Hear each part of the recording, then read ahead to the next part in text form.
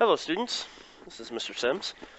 We are on page 55 of our Module 3 booklet in day 9, and the objective for the lesson being using inequalities to solve problems, and this is essentially going to be the same as what we've been doing with equations. The only difference is we're going to use the 4 inequality symbols. So just to review quickly, our 4 inequality symbols, you have the greater than.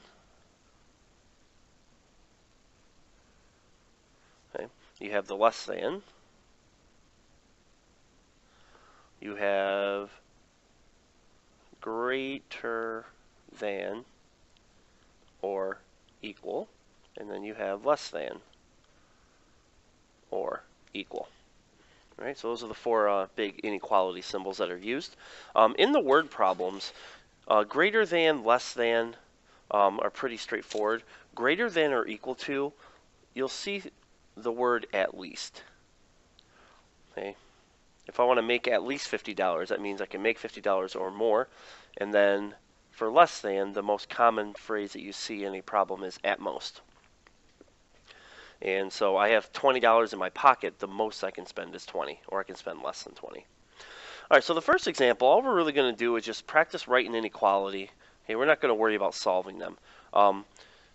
Inequalities solve the same as equations. So when we actually do one, you'll see what I'm talking about. Maybe I'll do it for this first one. So we're going to change this. The sum of 2 times a number, and I'm just going to make that a positive 8, is greater than 16. Sum means add. What am I adding? 2 times a number, 2x.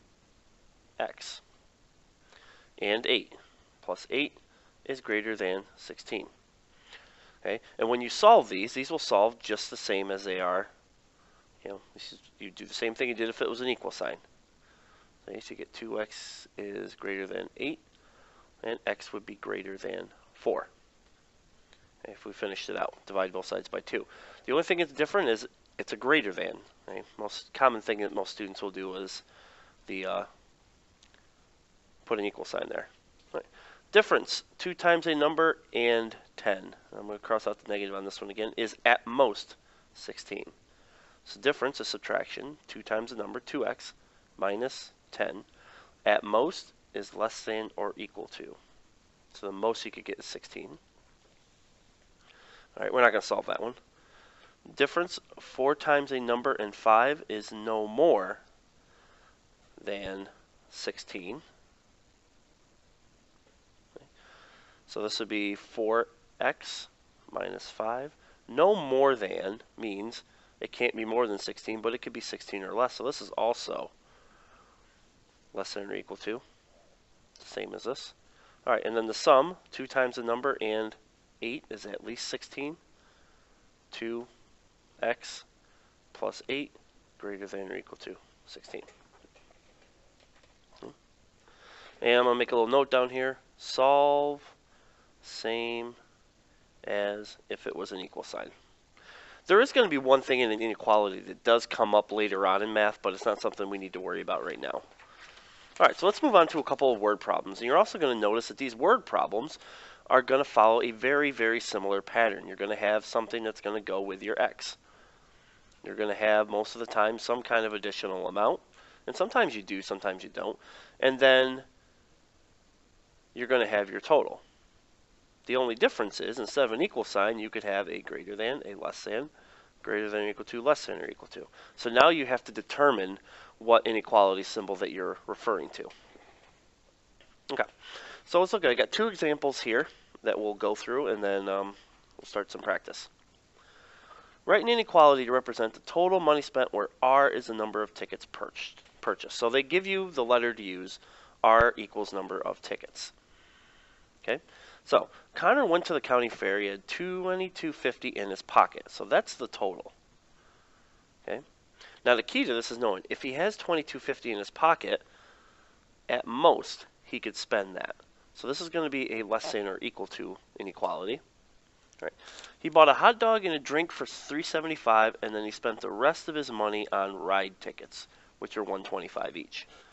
So ride tickets represents R, and $1.25 each, so we get 1.25 R, plus the additional amount, which is the $3.75 in this case, is equal to or not equal to, less than or equal to 2250. So now we would just solve this. So we'd take off 375. So we got 2250 minus 355. So I got 1.25R is less than or equal to 1875. Divide by 1.25. And R would have to be less than or equal to 15. So that means that he could go on 15 rides. All right, so part B.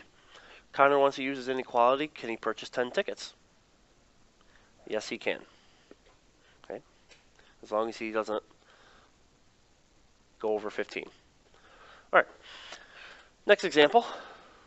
Okay. At most, Kyle can spend, or let's go back here, write an inequality to show how many sandwiches he can buy. So S equals sandwiches. Right.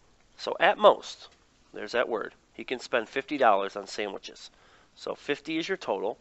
At most is less than or equal to. Okay. He already bought chips for $6 and will buy sandwiches that are $4.50 each. So $4.50 goes with your variable, your S or X or whatever one you decide to use, and then the $6. Right? Now something interesting is going to happen when we solve this inequality, so we'll just continue. So I'm going to take off 6 from both sides. You shouldn't really be surprised by what I'm doing there if you've already been sleeping in class the last couple of weeks.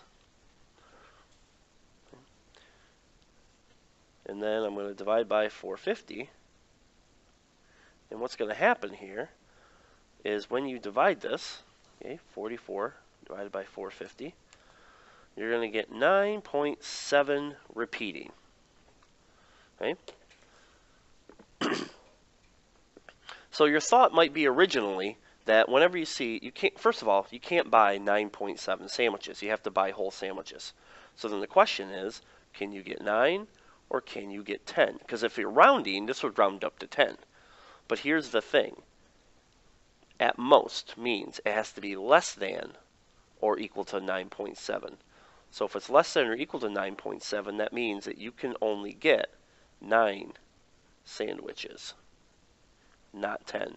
If you get 10, that's going to put you to more money than what you actually have. All right, so that happens from once in a while in these inequalities, and it's not necessarily a rounding thing. Okay, it's always about, you know, it's about whether it's less than or equal to or greater than or equal to. All right, let me give you a quick, this is not involved with the problem, but really quickly, let me just give you an example. Let's say we ended up with x being something, and it needed to be greater than or equal to, say, 2.4. Okay, the question would be, would it be 2 or would it be 3? Well, x has to be greater than 2.4, which means it would have to be 3, not 2. So like I said, it's not a rounding issue. It has to do with whether it's got to be greater than or less than. Right? So for recorded lessons, Day 9, Module 3, this is Mr. Sims signing off.